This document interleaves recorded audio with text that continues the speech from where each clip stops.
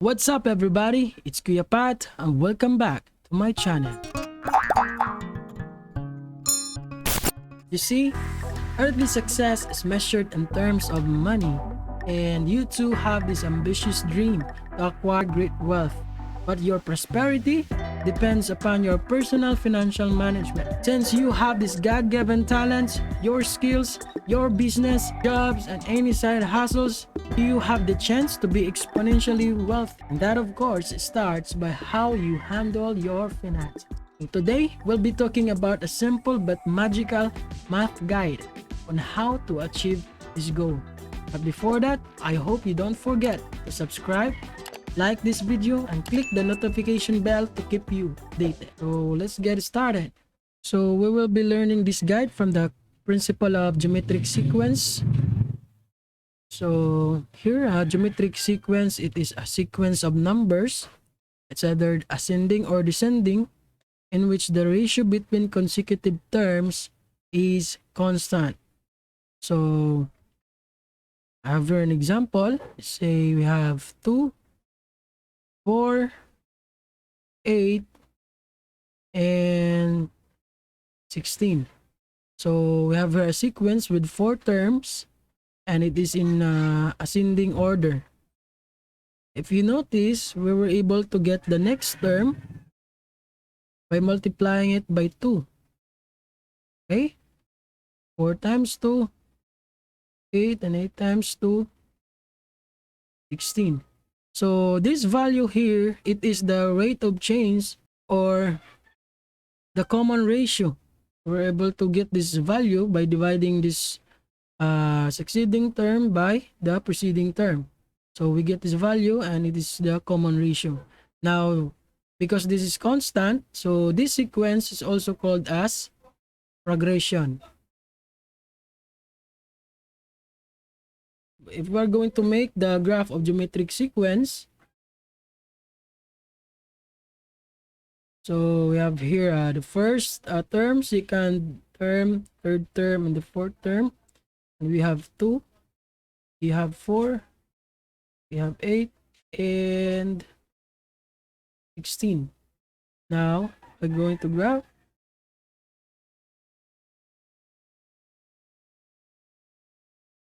So, the graph of the geometric sequence is exponential.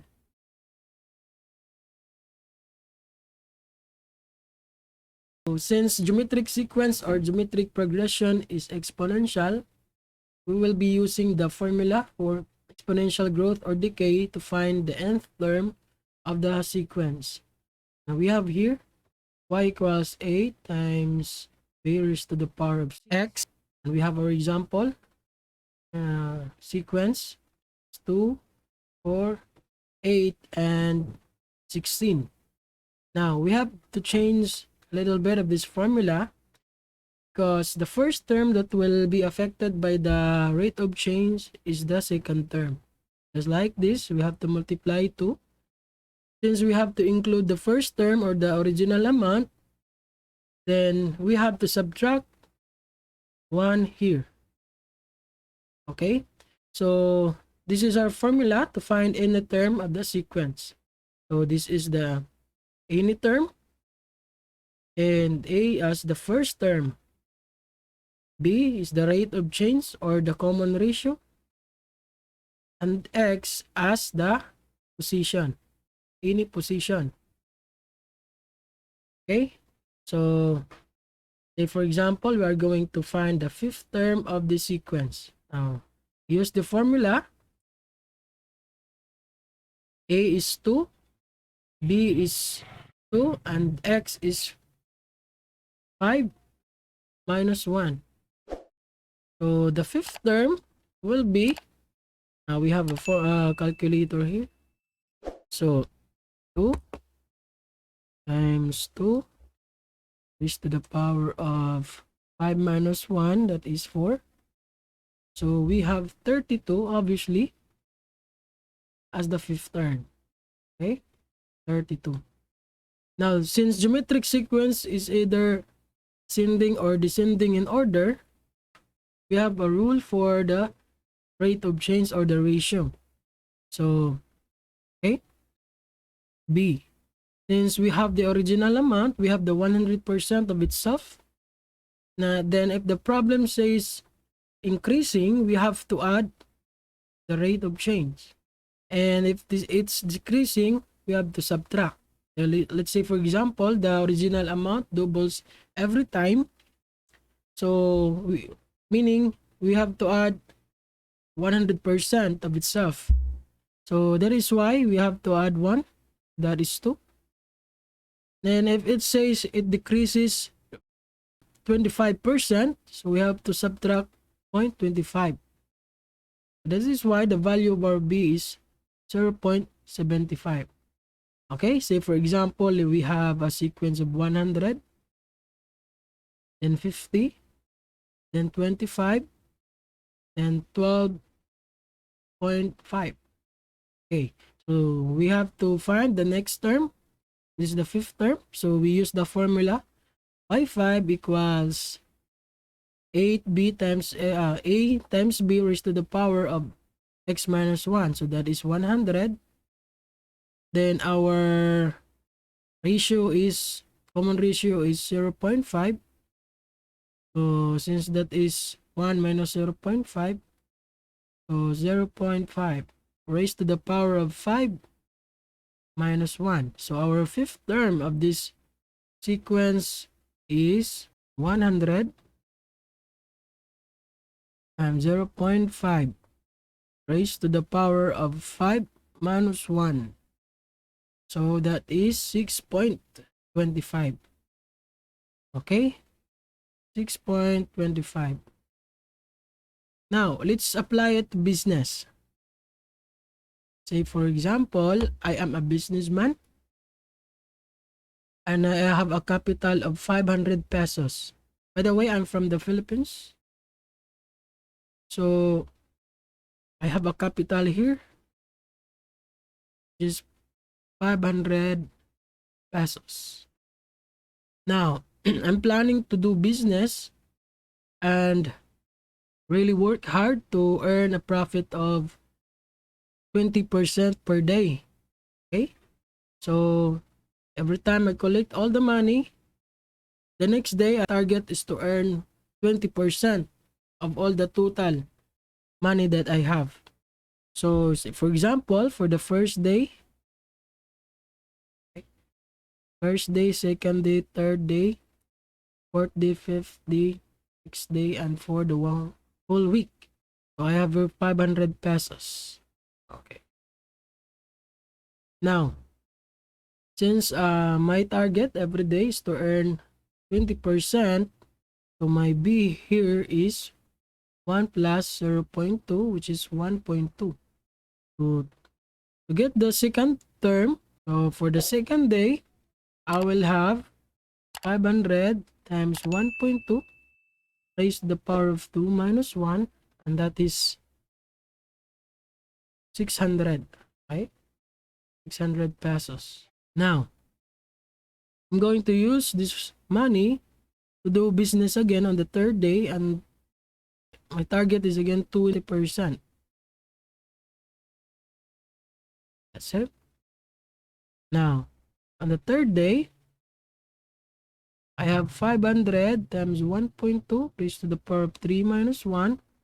So, 500, 1.2 raised to the power of 3 minus 1.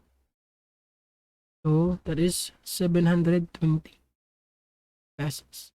Now, if I'm doing the business for the whole week, on the seventh day, okay,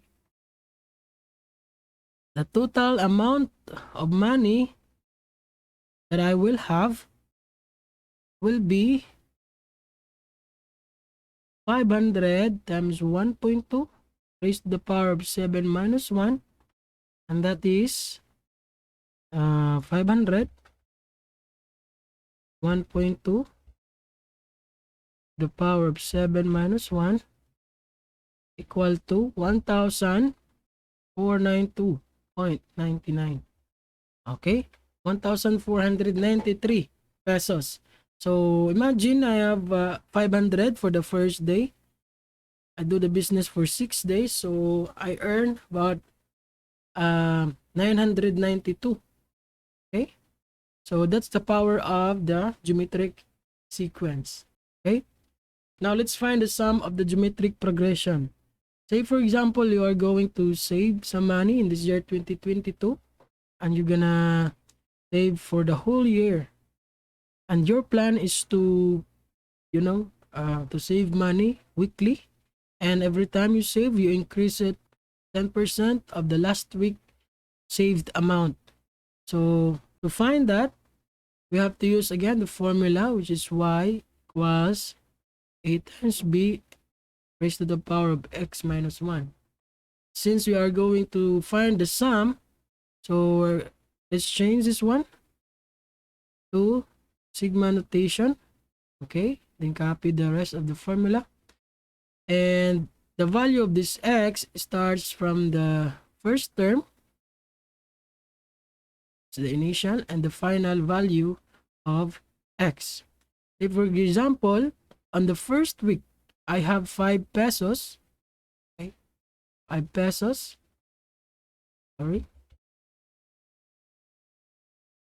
And the value of b is 10%. So we have b equals to 1.10 or 1.1.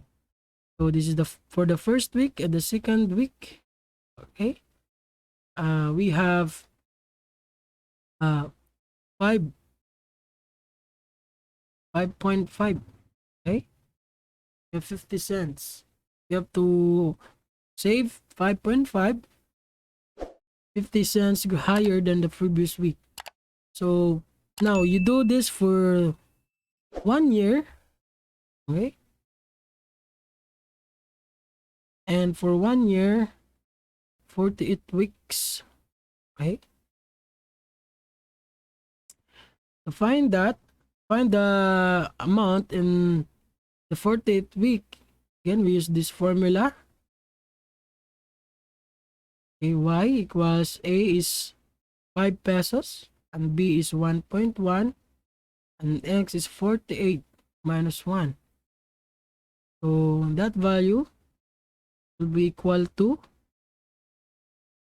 1.1 raised to the power of 8 minus 1.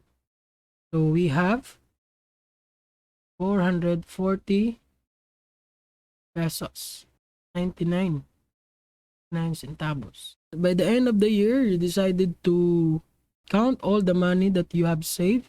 And to do that takes you a lot of time. So that is why we are going to use this formula.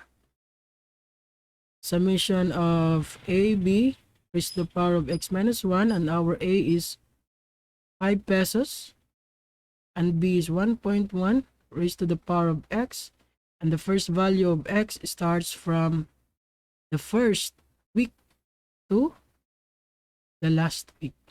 Okay, we have this formula. So 5 as the first deposited amount or saved amount. Then we have the commitment of 10% every week, higher than the previous week. So, and raised to the power of alpha x minus 1. And from the first week to the end of the year, so that is the total amount that you have saved for the whole year, starting from 5 pesos, then has a commitment of 10% every week higher than the last week. Okay, so the total amount will be 4,800 pesos. Okay, it's 4,800 pesos for the whole year. If you do it constantly, your commitment for the next year will be 20% or 30% higher than the previous week. So you will have substantial amount at the end of the year.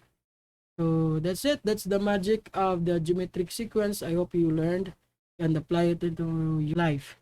Yes, to end this video, I would like to share the famous quote of Albert Einstein. It says compound interest. So compound interest is an example of this principle. He who understands it earns it. He who doesn't pays it. So thank you so much for watching. I hope you have learned something today. So let's get rich. Let's take the journey together and see you on the top, Spideys. Thank you. Bye bye.